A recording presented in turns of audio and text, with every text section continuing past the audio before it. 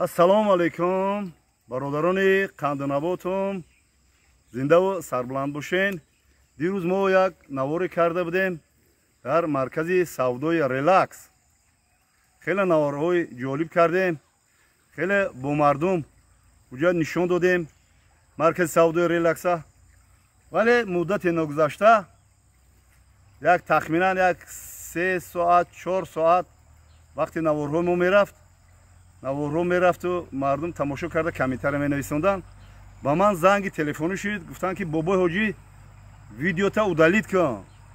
Ки жалоб зада YouTube, аз тарафи YouTube жалоб зада. Мегум чӣ кар жалоб? Мега ки бародарои бо ҳамун блогеро мегӯянд ки вақте ки шумо ман яъне ки сёмка мекардам, дар уҷа вақти кушода шавиш музика буд. Музика буд, уҷа барои музика буду, як вахшӣ буд. Ҳамун музика дар ролики ма яъне сабт шуда YouTube жалоб мезанам. Мега ки моли ту нест. Моли ту нест. И вайшда музикара дар сабти худат куш карда, ин моли ту нест. Бояд ира удалид кунӣ.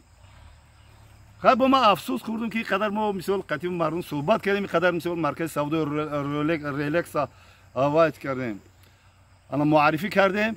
Хай аки чиқел қонунай мо видеоро удалид кардем.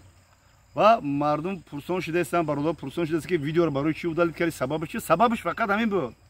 Маркази савдои релакс ай чораҳаи Файзобод як 500 метр болотар ҷойгир аст. Маркази савдои релакс яке аз марказҳои беҳтарин, яке аз марказҳои савдои арзонтарин ҳам бигем хато намекунем. Ма ба шумо тавсия метавонам, бародарони Қандинаботум, касе ки ай тарафи шаҳр мебояд, тарафи Ваҳдан мебояд, тарафи мисол нефтияни ки ами тарафҳое ки шумо гашта рафта ба шаҳр харид кардану ба гашта омадан, мисол ба тарафи боло, ба тарафи Файзобод, мисол инҷара ами як қисми Ваҳдата ба номи чораҳаи Файзобод мешиносанд мардуми Ваҳдат. Тамоми мардуми ами боло, тоат мардуми ғарбу, тоат мардуми Бадахшону, мардуми Кӯҳистон чораҳаи Файзобод муаррифӣ мешавад. Барое ки ман шофёр ҳастам, як ҳаёти умрм ба шофёрӣ гузаштагиай. Фақат вақте ки мо мерафтем, ё ки мегуфтем ки ана спуски самончӣ мегуфтем. Яъне спуски самончӣ тараф мезгара развилка мера, развилка восе мера, и тараф мисол ба объездной раҳ буд ки айпоси мисол дар тарафи Московский мерафтаги мо пропуск намедоштем, ита бо объезд карда мерафтем. Хай ки мо як методи шофёрӣ ай мо ки мардум вай дар давраи шӯравӣ калон шудагием, ҳамин хел тонқати га мезанем. Бародарони Қандинаботум, ами чораҳаи Файзобод хотиррасон мекунем 500 метр тарафи рост, як тормуз мекунем, ҳамуҷода мисол маркази савдои релакса бо чашми худтон мебинен, хизматрасониша мебинен. Албатта камтарак худи ҳамун бега камтарак шикоят шуд аз маркази савдои релакс. Ба шумо ма хотиррасон мекунем ки камтарак шикоят шуд. Ин шикоята бояд ба шами шумо мерасонам. Бародарони Қандинаботум, ма тавсия метавонам ки тамоми чизое ки шароити сар кардаги ай пиёлаву ай кавлуки оврезиву ай корчаву мисол ай ҳазору як майда чайда дар ин маркази савдои релакс шумо ёфт мекунед. Акнун чӣ иҷода чӣ вай шид? Шикоят шид. Ман ҳамуҷа нишаста будам. Хай кам наворро тамошо мекунам, бачаҳо қати суҳбат мекунем, навасаҳо қати сурат мегирифтем. Дар ҳамуҷа як модар омад, гуфт ки бобои ҳоҷӣ гуфт. Ман гуфт ҳамин хел очират эстодам ки охир дастам дар кард. Як утюг харида, як дардмол харида, бо як ким чизи ҳамун чизи хонагӣ, посудҳои хонагӣ харида, мега эстодам, мега ҳамин хел мега очират дароз ки мега як 15 минут эстодам. Нашид мега дига ма тоқат накардам, рафта молҳои харидаги ма гашта бурда дар ҷош мондам, буромада рафтам. Хотиррасон мекунем ки ба шумо бародарони Қандинаботум, вақте ки мо шуморо реклама мекунем, вақте ки шуморо қадар мо мисол гап мезанем, хизматрасонии хуб кунем. Ма ба шумо бояд таъкид мекунам, маркази савдои релакс вақте ки шофёрро таксиҳо мебиёнд, ниҳоят махсус шофёр кор кардагӣ меамр, ниҳоят шофёр як ҷо манъ кардан 3 минут ё 2 минут манъ кардан бисёр зораш мекунӣ, ба манъ мекунанд баъзе шофёрро албатта. وقتی که ما میگیم پیش مرکزی سودای ریلکس وقتی که اومدید تاکسی میگه که 5 minut شما برین خرید کنین. شما چنان هم خدمت رسانی رو به درجه اولیش کنین که اوچرت نباشه.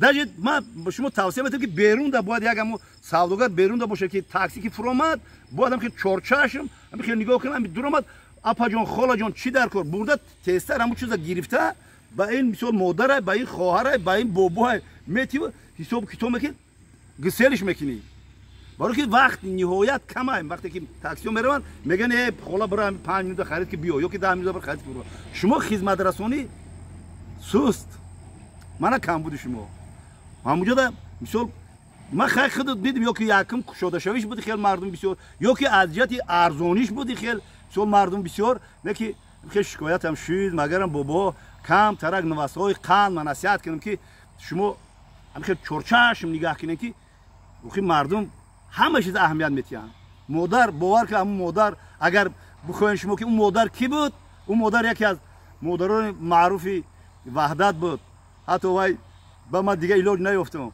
حتی اگر شما مرا پرسین من اون مادر گم بزنم مادر با دستی خودش با زبان خودش با شما میگه که خدمت رسانی رو خوب کنین مثلا هم سوداگر رو باید بسیارتر باشن که مرکزی سودا ریلکس نهایت مردم بسیار جمع بیاین شما مثلا یک سودا دو سودا سه پنج سوداگرمونه که اوچرت نیست کم بود شما همین که اوچرت بسیار میستن برای همین برادران خندنباتم زنده و سربلند باشید برای همین من ویدیو رو ادالت کردم خیلی قانون ما قانون باید رعایت کنیم ما بود اگر ما رعایت نکنیم ما مثل بلوگرها آدمایی که در یوتیوب برآمد میکنن رعایت نکنیم مثل قانون های تاجیکستان مثل قانون های قرآن ما را مثل فهم میکنن و نکزت میکنن ما ویدیو رو ادالت کردیم ویدیوی نوبتی ویدیوی شیره و شربتدار اوید ریلکس ما ان شاء الله با هم شما سهم شما میرسونم خدا نگهبان سربلندتون باشد من این نمره شما گرفته بودم میگم که خدمت رسانی همین خیلی کم بودش یکی زنده و سربلند باشیم با هم باشیم دوست باشیم برادر باشیم در خدمت مادر وطن باشیم در خدمت نسل نورس باشیم که من میخوام کوتاه‌تر کردم گویم وقتی که وجود من نشسته کردم چون هم نواسکای ما اومدن یک تاشمی ایخیال مونم برابر یعنی نواسای خودم ممکنه 5 ساله 6 ساله باشه اومده 6 تا همین ریشی برای قپیدم خیلی میقپا سر نمیتیا قپیدم دستش خدیم خیلی مولیده است میگه بابا میگه ریشیت ملایمه اوکی بابا رو همه دوست میدارن زنده و سربلند باشین با ما باشین با کی با بابای حاجی محمد زنده و سربلند باشین برادران خندنباتم